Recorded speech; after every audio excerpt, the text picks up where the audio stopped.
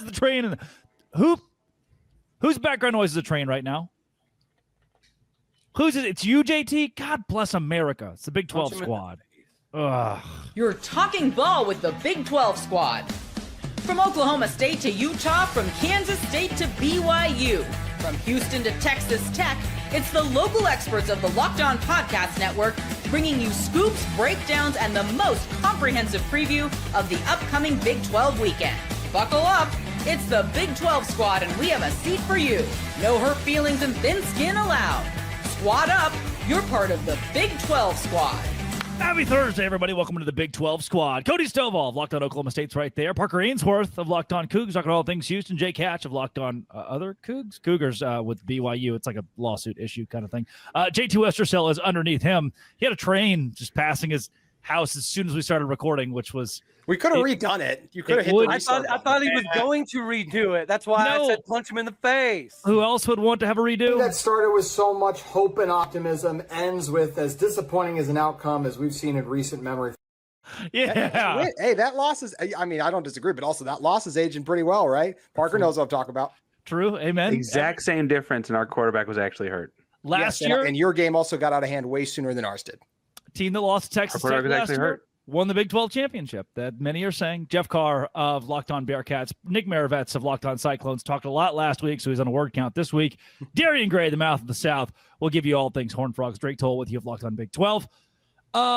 It's okay. So let's open up the forum here to the obviously top 25 matchup in the Big 12 this week. Fox's Big Noon Kickoff. Stovall, we'll start with you. Do you feel like the holy war has crept into your psyche? Are you seeing it all over your timeline? Because I cannot escape this thing. I absolutely love it. This is the highlight of the Big 12 slate when it comes to rivalries. So I think we have no choice but to embrace it. Just like we have no choice but to embrace the fact that that game is probably getting overlooked from a television perspective, which is precisely why I hope they put on an absolute battle of the ages that's a double overtime thriller, because I think that's great for the conference. Do you remember that one time, Jake, where BYU missed a field goal, but the Utah students rushed the field? So BYU got... You mean the 3 chances they had and they still couldn't win the dang game? Yeah, correct. And then they still couldn't make the remake of the field goal? Oh, no, and the thing is, it went from like a 50-yard field goal to like a 33-yard field goal, and they still couldn't make it. So, you know. Legendary moment for BYU. I remember when we won 9 in a row. Those were the good old days. Uh-huh, yeah. Hey, 2, 3's coming, buddy. Yeah. All right. Utah's never beat 9 times in a row. Houston. Houston more than 3 I didn't times. hear that entirely. What was the full phrase? Houston's 5-0 against Utah all the time. That's the phrase. Oh my gosh. I've never heard one person get more traction out of a 17-14 win with a backup quarterback on the road in a season where they won 4 games than Parker does. Wait, what do we say about backup quarterbacks? Those wins don't count? Is that... Yeah, exactly. Why? Some other teams have backup quarterback issues. We saw that with Arizona State this weekend. That's where I was going with that. That was the sarcasm part of that. Yes, backup quarterbacks are very good, I was told by Utah fans this week. This is... Am I right or wrong in saying, and I don't know if, like Nick Maravets, have you seen any of this on your timeline? Does this matter at all to you? The Arizona State deal? No. The BYU Utah game. Oh, it's not too big right now on my timeline. No. Okay, good. Is yours filled with receipts from when you said that Oklahoma State is more likely to go undefeated than Utah is to make a bowl game, and they currently have more wins than Iowa State does on the season? That is a lot of my timeline, which is fair. I said I'd eat it. I said I would, but the season isn't over yet, so let's not get too far ahead of ourselves. 10-2 Iowa State, I'm being told. Hey, speaking of eating it, I have an announcement at the end of the show. Don't let me forget, Drake. Well, you're going to have to do it now. I mean, okay. We found the culprit, the guy in Oklahoma State country that said he would shove a plate of chili cheese fries from Eskimo Joe's up his wazoo. He got a hold of somebody and said that he honestly can't stand this crap anymore, so he'll figure it out. And he will own up to it, and there will be video proof. Can't stand this crap is an interesting way to talk about that. And a future guest on the Big 12 squad, apparently, right? I passed it along to my buddy that we had St. Bill Snyder on. So, I mean, we do make some magical things happen sometimes for people who do magical things through the wrong end. Jeff's new here. Jeff, do you know about this whole thing with Kansas State and St. Bill Snyder? I've heard a few things, yeah, but I will say he's gonna have to have help with chili cheese fries shoving up his ass, because that feels like something that a two-person thing there. You gotta. Listen, you know what? I try not to ask too many questions at times. This is one of those few times that not as many words are necessary. Yeah. I mean, I don't even need to see the video. I will take somebody's word for it. But I think if it does in fact happen, perhaps we can, have him throw a brown bag on and he could be rocking and rolling right here. I'm done with the brown. I'm done with the anonymity. I want this man's face on the show. I want to know who this guy is. I want him doxxed. No more of this. You guys really think I was going to miss out on the opportunity to dress up and act the fool right here on Locked On Big 12? You could hear the bag rustling. That's what Sharon Moore should have worn his head today instead of the blue jacket, by the way. Oh my gosh. Okay. So Cody, just the sound of your voice made me think of this. UCLA is good now because the new Heisel guy with the blonde hair, he's a really interesting looking guy, by the way. Like, that's just a oddly built adult human being. And they're good. Is this proof that any day now Oklahoma State can just win out?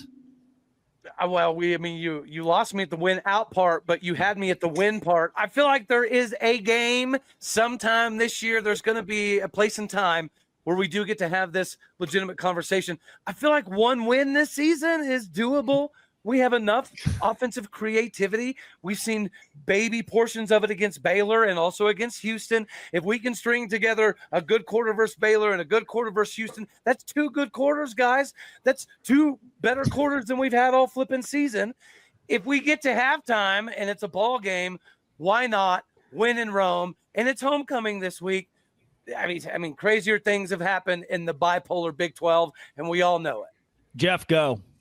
If the second half Bearcats show up in the first half, you might have a chance there. But the Bearcats have been rolling in the first half. I'm happy with how these first 2 quarters look. I do. Scott Satterfield's off the hot seat. There ain't no hot seat in Cliff. Oh, yeah. Okay. Here, so I'll push back a little bit, and this is Mike not going to Gundy's happen. off the hot seat too.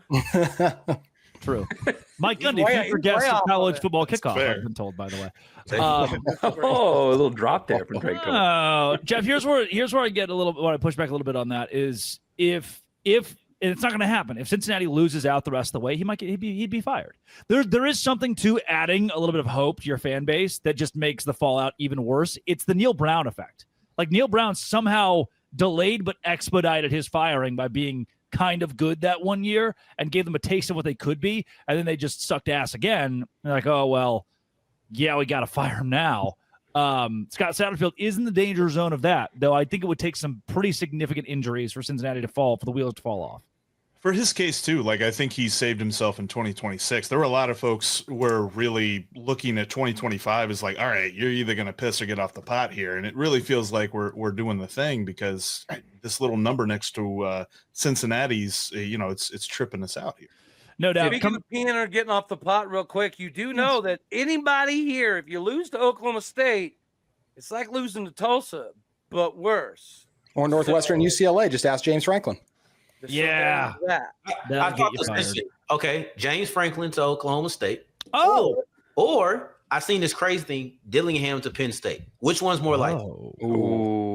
Franklin to Oklahoma State's more likely. Yeah, I don't think Kenny's going to leave Oklahoma. I was just saying, I'm sorry. Like, I think Dillingham's a fantastic coach. Like, I think that would be a good hire for Penn State. I don't want to lose them in the Big 12, although I could argue you want to, because they are a really good team year in and year out. But I think that'd be a great hire for Penn State. What the hell do you mean year in and year out? You can't just beat them once and be like year in and year out. They're great. 42-10. Come on now.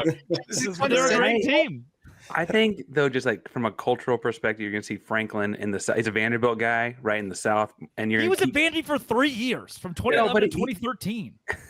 But what I was going to say is Dillingham is a West Coast. He'll wait for a big West Coast job. He feels the West Coast. Arizona. Why can't he just stay? Yeah, Parker, I know you're used to coaches being fired or leaving.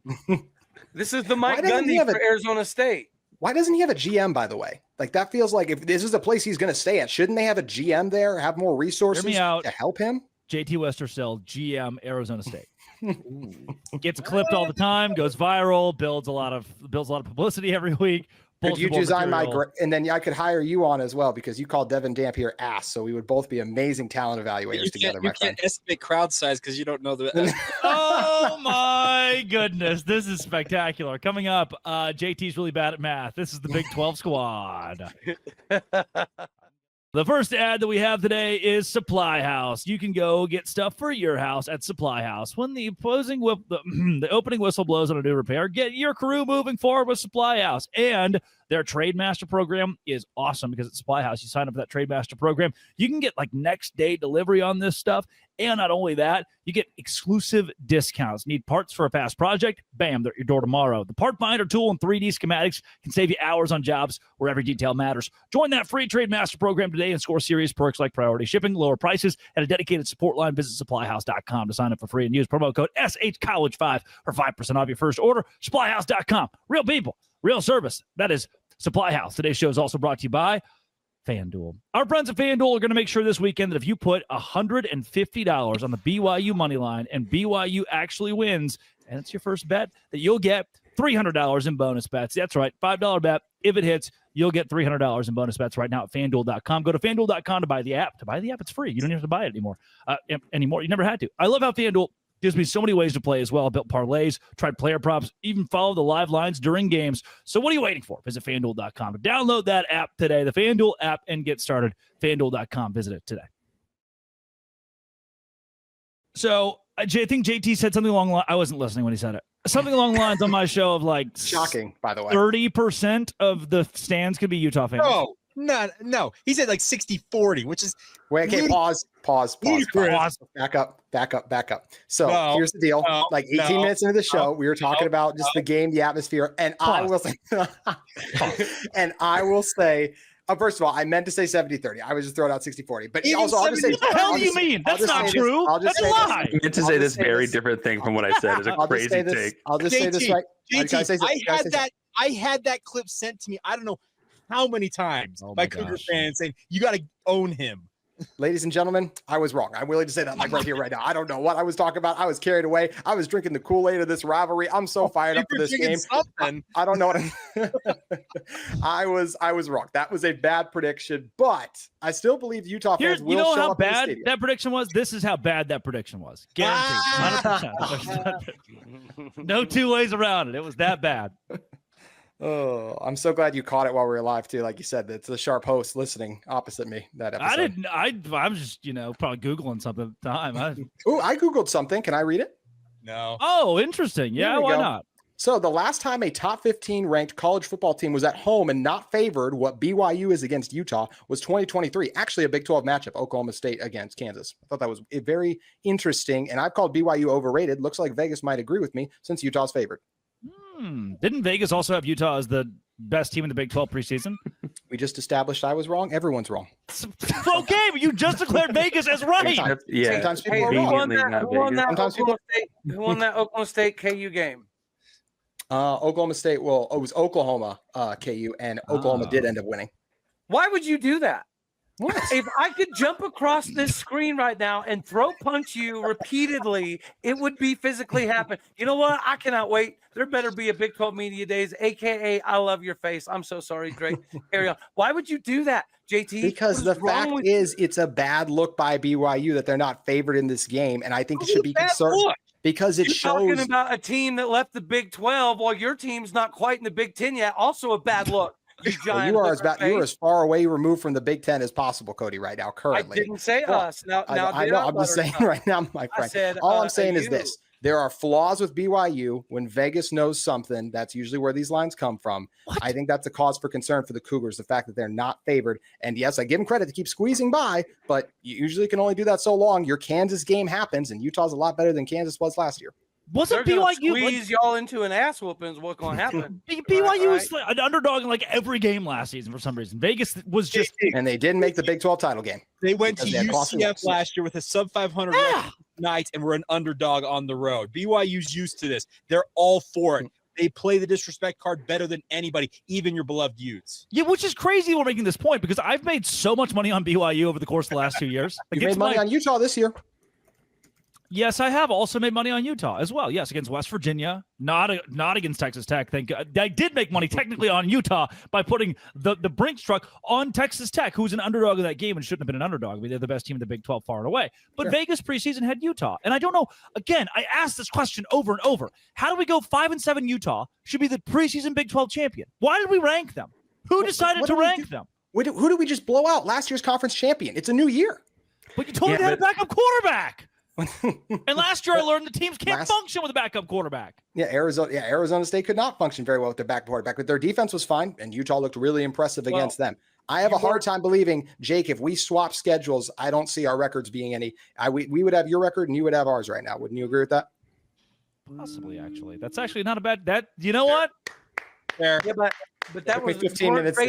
you weren't facing the freaking Bear, bro. What are we talking about? True. Bear, who was 12 for 20. If a guy has the cojones to wear number 47 at quarterback, this is like he's like the Michael Irvin and Doug Flutie together. You have to respect it, okay? Without the other stuff that Irving does, but yeah. And Tim Tebow. I'm all about it. Well, we did have a coach earlier this year call him a GD Centaur, so we'll just go with that. True. I knew a guy in college who his biggest flex, he was like, my dad and I we used to hunt with a famous NBA player. And I was like, dude, that's dope, actually. He's like, Karl Malone. Not dope anymore. Not dope anymore. Don't tell anybody that. That's not a good fun fact. Yeah, that takes on a whole new world of hunting. That's a whole different. No. Parker. Drake, you walked into this one. You walked into that. It was going to be one of us, and it had to be like one of us was going to say it. You want to make hoops jokes? There's a lot of jazz things we can throw out here. Where's Christian Rao? We can do a whole BTK thing here. We can really. I just watched the Netflix documentary about the daughter of BTK. You guys see it? No one. Apparently, BTK is not as popular as I thought. BTK killer. Yeah, we were aware, but JT knows all about this. Ted Bundy and Utah are synonymous. So yeah, what that is that no way? Wasn't Kaczynski a professor at Utah as well? Yeah, something like that. Yeah. JT, you don't know about any of this? I do not. I'll be honest. Wow. Ted Bundy, really? JT, what's the connection? I missed the Zac Efron movie, whenever that came out. What's the connection? Not the real life part, but the Well, no, I know. I'm just saying, when he blew up a couple of years ago, that was obviously before my time, sir. I don't have the gray in my beard like you. Okay. No, take the hat off, JT. Take the hat off. No. Put the gun down. Everybody with a hat, take the hat off. You can't do that. There's a few hats on the show. I'm just saying. I don't want to blind the camera, so I'll stay on. I would get fired. Yeah. Okay. A little bit more hair than I thought on the show. Okay. JT, your turn. Let's go. I'm looking. I said I want to blind the camera. I'm looking this up though. By the way, y'all can keep moving. Only one of us was commenting the gray beard. Bundy spent some time. Well, you know who Bundy is, right? Well, You've heard of Ted Bundy. He is. Okay, Yeah. I did good. We crossed it, but you didn't know about the whole Salt Lake County thing. No, I did not. Is this gonna be able to stay? Are we leaving this in the episode? Hey, yeah, absolutely. Drake, we're talking about weird things happening at schools. Can we talk about that whole Waco thing, or was it still too soon? Had nothing to do with Baylor. That was completely separate of the university. What about the player murdering another player? Not also. That had a lot to do with Baylor, actually. That one was too soon.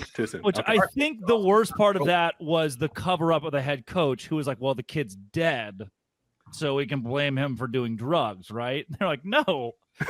That's a really, I don't know. So the weeds of that one are actually wild. Patrick Dennehy is murdered by Carlton Dodson, both Baylor basketball players. So after he gets murdered, people start asking questions like, how does he have the super nice house? How does he have a really nice car? How does he have all these things? He was a broke college kid, not even on scholarship. So well, obviously Dave Bliss, the head coach, is paying him money. And Bliss is like, well, what if we told everyone he was making millions by selling drugs and he's dead? So no one can prove it incorrect. And which is insane. Yes. I appreciate that Drake is willing to also poop on Baylor, though. There's nothing holding Drake back from. Well, it wasn't a good thing. I'm not going to salvage that one, Parker. And John Lucas helped take us to the Final Four, so we appreciate you. There was just something, and after that, Abar Rouse was an assistant on the. This is actually the saddest part. He was an assistant on the team. He taped the entire conversation where Bliss was telling the story to the assistant coaches. Where he was like, lie about the dead kid. And then Abar Rouse reported him to the police, and he hasn't gotten a job since in college basketball. And I think it was Jim Boeheim, Coach Krzyzewski on ESPN was like, if one of my assistants backstabbed me like that, he'd never have a job in college basketball. I was like, yeah, we shouldn't say that. Which, now there's like the watchdog of media and everything. Coming up. So the Holy War is coming up. That's pretty cool. Yeah, more of this, I guess. This is the Big 12 squad or whatever. Yeah, all right. Everybody's in on this. Parker, what's your favorite part about Mazda? I actually drive a Mazda, so that's fun. Is that real? Yeah, Whoa! there you go. He got one of those leases. Didn't he? Actually, is a lease. I will say the IIHS top safety pick. You have a toddler. That's a win. That's a win. And if you have anything older than a toddler, also a win. I hear that. Protects you as well. Nick Maravet's got to love that Mazda. Yeah, that available Napa leather upholstery. Oof. Yep. JT, what's the country? Where's it from? Japanese, right? Yeah, it's that Japanese. Japan. I'm sorry. Just the read says Japanese. I'm like Ron Burgundy. Read off the teleprompter. That is 100%. I mean, Jeff, would you say that Mazda makes everyday drives feel like anything but? I mean, they give you the all-wheel drive to get you out of the sticky spots that some ad reads could put you in. Yeah, there you go. Well, one day we'll all pull together enough money for us to go to Japanese together. We're going to do one Big 12 squad trip, all of us, to see the Mazda factory on the Locked On Big 12 squad. I thought you were going to go sticky spots back to Cody, full circle moment with his Eskimo Joe's French fry guy. This is great. Oh, yes. There we go. This is perfect. What a Should I label this a true crime podcast or a geography podcast? I think we may have to rated PG-13 this one. I don't know if we can have ads on this one for legal reasons.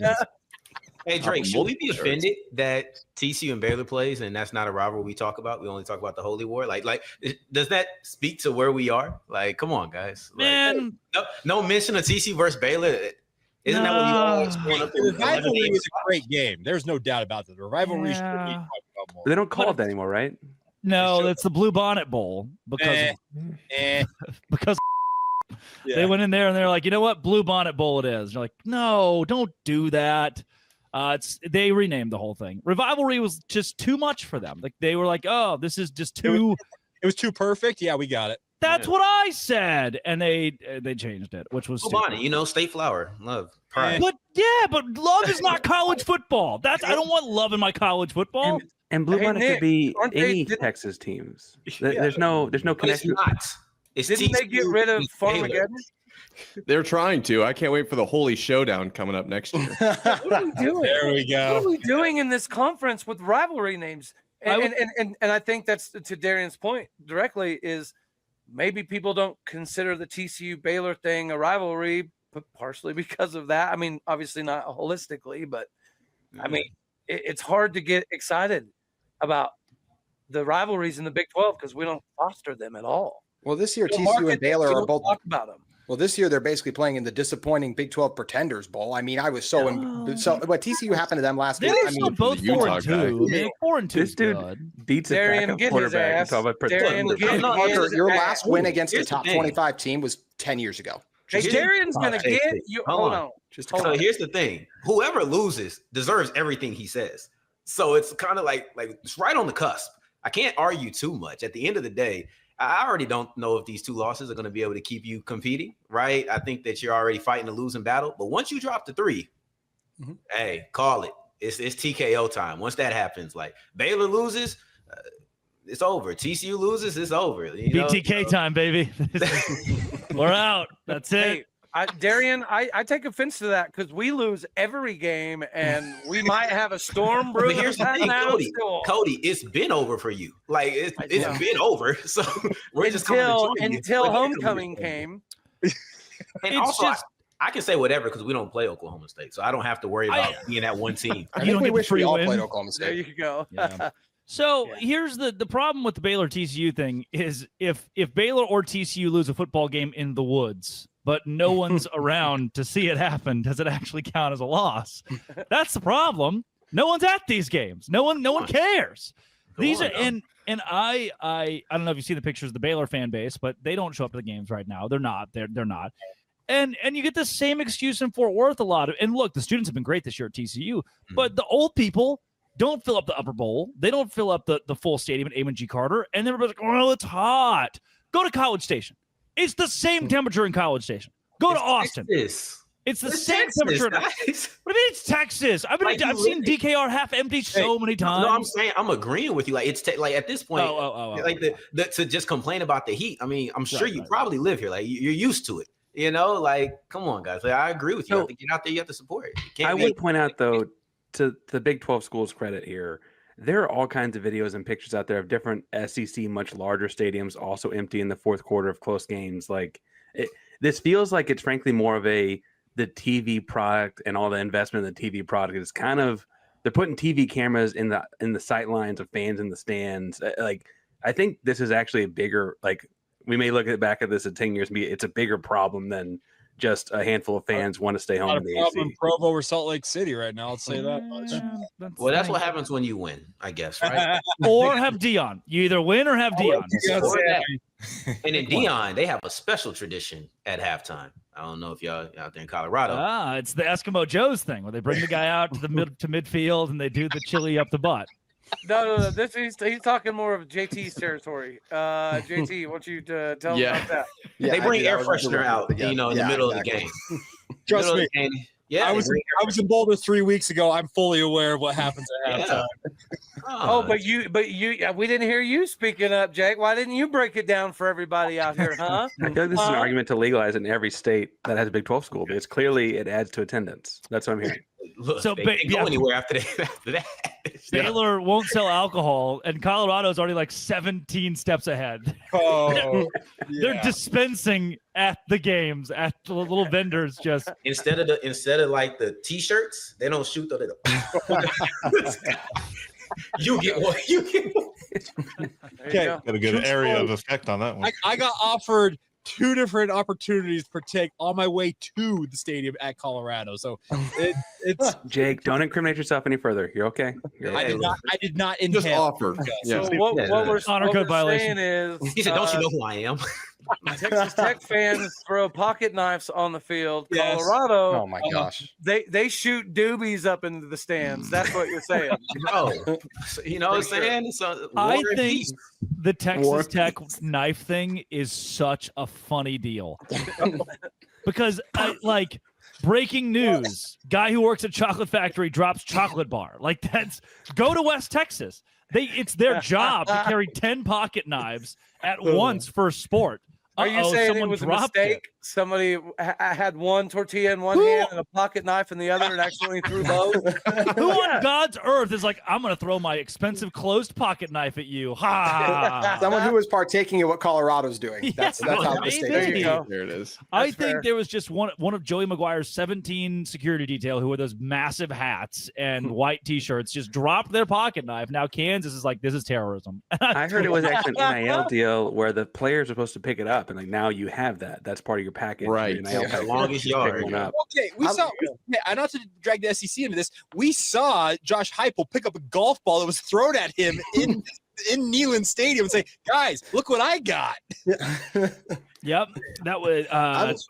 Who else did that? Kiffin did that a few years ago, right? Picked up Kiffin was golf balls. Sorry, Kiffin's the golf ball. The mustard bottle is Heupel. Excuse me. There we go.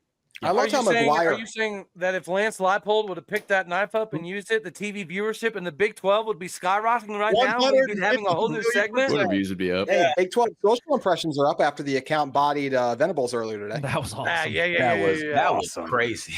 Why would he say that? I have no. It's funny. And then he has like an 8-10 record, I think it is, or something like that against Big 12 teams too. So it's a bit SEC bias. We're seeing it's why College Game Day is not going to our game this week. Yeah, I'll be there though. Yes, he will be. See you there, bud. Taking plenty of flack on Twitter for it. Utah fans are mean. Why are they Didn't you go to the game oh my gosh. Elliot? Yeah. Didn't you go last year? I did, and I couldn't have been more complimentary of all of it. I thought it was the coolest thing ever.